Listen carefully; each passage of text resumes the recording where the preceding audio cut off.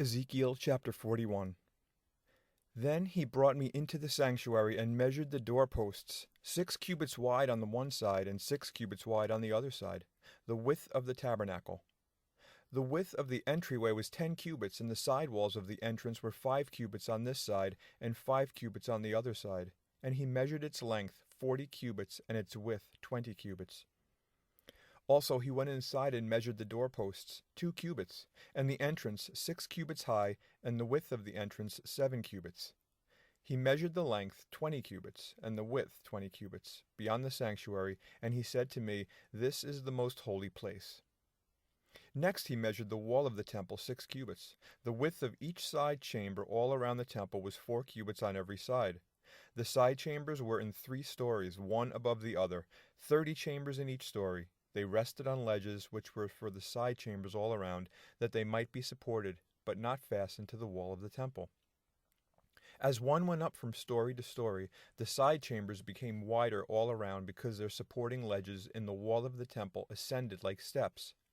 Therefore the width of the structure increased as one went up from the lowest story to the highest by way of the middle one. I also saw an elevation all around the temple. It was the foundation of the side chambers, a full rod, that is, 6 cubits high. The thickness of the outer wall of the side chambers was 5 cubits, and so also the remaining terrace by the place of the side chambers of the temple. And between it and the wall chambers was a width of 20 cubits all around the temple on every side. The doors of the side chambers opened on the terrace, one door toward the north, and another toward the south, and the width of the terrace was 5 cubits all around. The building that faced the separating courtyard at its western end was 70 cubits wide. The wall of the building was 5 cubits thick all around, and its length 90 cubits. So he measured the temple 100 cubits long, and the separating courtyard with the building and its walls was 100 cubits long. Also the width of the eastern face of the temple, including the separating courtyard, was 100 cubits. He measured the length of the building behind it, facing the separating courtyard with its galleries on the one side, and on the other side 100 cubits, as well as the inner temple and the porches of the court, their doorposts and the beveled window frames. And the galleries all around the 3 stories, opposite the threshold, were paneled with wood from the ground to the windows. The windows were covered, from the space above the door, even to the inner room, as well as outside, and on every wall all around, inside and outside by measure. And it was made with cherubim and palm trees, a palm tree between the cherub and cherub.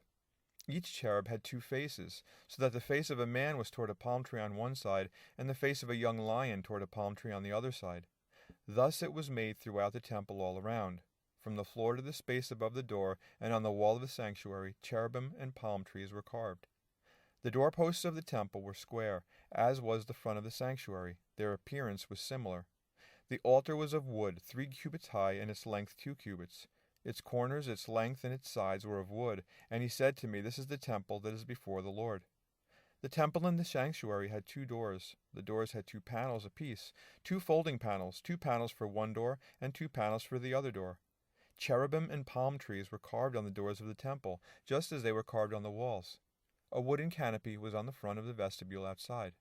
There were beveled window frames and palm trees on one side, and on the other, on the sides of the vestibule, also on the side chambers of the temple and on the canopies.